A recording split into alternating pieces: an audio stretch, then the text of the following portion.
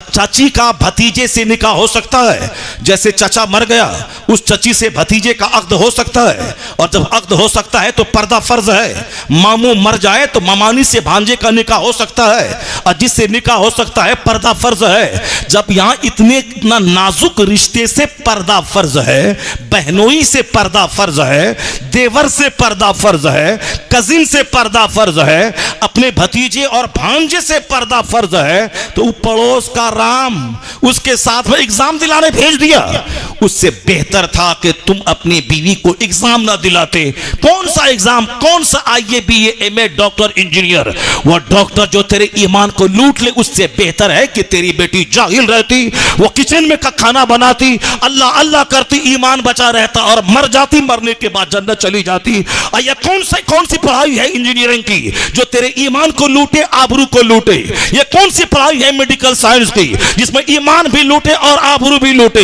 ये कौन सी पढ़ाई है स्कूल की जवान मर्दों के साथ बैठ के कोचिंग सेंटर में पढ़ना?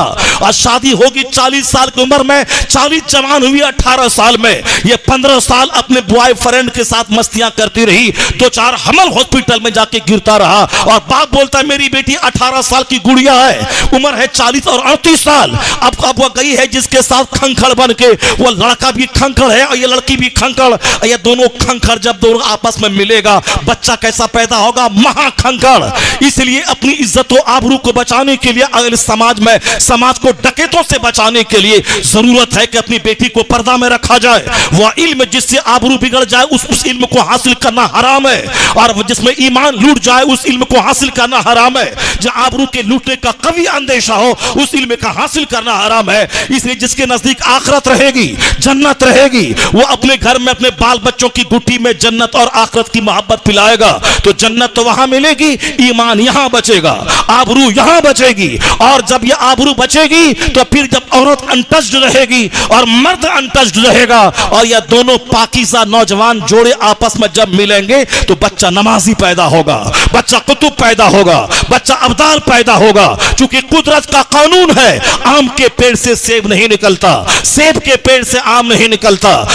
जैसी जमीन वैसी फसल, जैसा दरख्त तो वैसा फल। आज समाज गोंडों से भर रहा है, आज समाज नाजायज औलाद से भर रहा है, आज समाज पापियों से भर रहा है, आज समाज दूसरों को कष्ट देने वाले छोकरों से भर रहा है। इसलिए नजरसानी करनी पड़ेगी कि हम अपने घर में दुल्हन कैसी लाते हैं और हम कैसी जिंदगी बसर करते हैं। क्योंकि हमारे ब्लड से 80 कतरा ब्लड से मनी का एक कतरा बनता है, उस मनी के कतरे से बच्चों की तकलीफ होती है, और हमारे बदन में कैसी ग़िज़ा जाती है, और मेरा हाथ पांव सारा जिस्म किस तरह की एक्टिविटीज में रहता है। और यहाँ ऐसा नहीं होता कि हम जाएं पूरब की तरफ और काबा पहुंच जाएं, काबा के जो रास्ता उससे हट के जिए और काबा पहुंच जाएं, ऐसा नहीं होता है। लगाएं आम का पेड़ सेब निकल जाए, इस दुनिया में ऐसा नहीं होता है। लड़की हो महापापी और लड़का हो महापापी और बेटा कुतुब पैदा हो जाए, ऐसा नहीं होता। कुदरत का कानून है इस दुनिया में, जब माँ हो आमिना जैसी और बाप हो अब्दुल्ला जैसा, तो बेटा होता है मोहम्मदुर रसूलुल्लाह जैसा।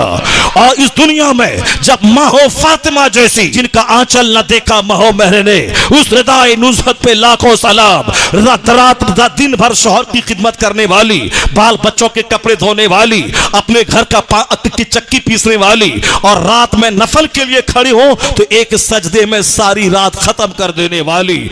और फिर उस गुर्बत के बावजूद शिकवा जबान पे नहीं लाने वाली, और वसीयत कर जाए कि मैं मरूं तो जिस फातिमा को जिंदगी में गैर मर्दों ने नहीं देखा, मरने के बाद उसकी लाश पर भी गैर मर्दों की नजर न पड़े। वसीयत की कि रात में दफन कर देना। मेरी मां मरे तो 50 मस्जिदों में ऐलान, 1 लाख जनाजे में लोग हाजिर हों, और जन्नत की औरतों की सरदार जा रही है, सिर्फ 10 लोग उनके जनाजे में हाजिर हैं। यहां तक कि खलीफा अव्वल सिद्दीक अकबर को खबर तक नहीं की गई। उन्होंने सुबह मौला अली से पूछा, अली आपने ऐसा क्यों किया? कहा मैं क्या करूं, सैयदा की वसीयत यही थी, मुझको रात में दफन कर दिए जाए। क्योंकि सैयदा को अजनबी मर्दों ने जिंदगी में नहीं देखा, तो बातें विसाल भी उनकी लाश पे गैर मर्दों की नजर ना पड़े, इसीलिए रात में दफनाने की वसीयत की गई। जब जिसने उन्होंने पर्दे का ऐसा ख्याल किया तो अल्लाह क़यामत के दिन इनाम क्या देगा? 70,000 हूरों की झुरमुट में पुल से रात पार कर जाएंगी और आवाज आएगी, या अहलल जम्मनक्किसू रुऊसकुम व गुद्दू अबसारकुम फइन्ना फातिमा बिन्त मुहम्मद तमुर्रु अला सिरात। ए अहले महशर, निगाह झुका ले, आंखों को बंद कर ले, मोहम्मद की बेटी फातिमा पुल से रात पार करने वाली है।